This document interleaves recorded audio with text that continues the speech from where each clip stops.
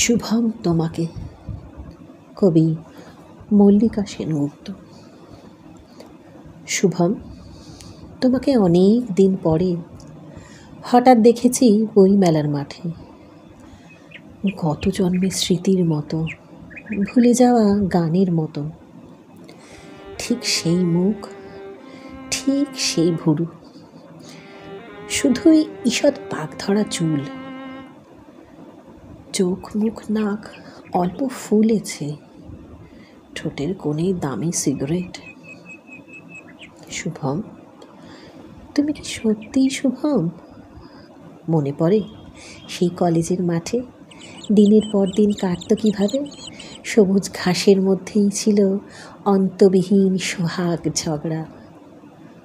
ক্রমশই যেন রাগ বাড়ছিল। তুমি চাইতে ছায়ার মতন তোমার সঙ্গে উঠবো বসবো।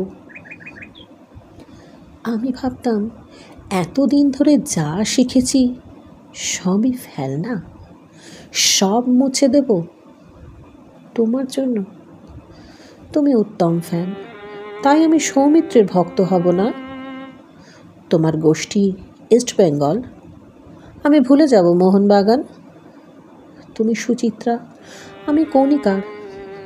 তোমার কপিল, আমার তো সানি।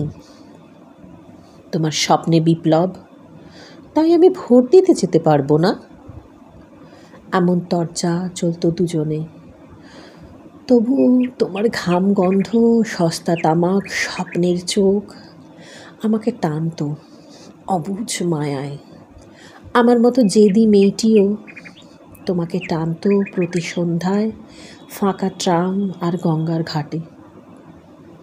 তারপর তুমি কম্পিউটার শেখার জন্য জাপান চললে, আমিও পুনের ফিল্মি কোর্সে।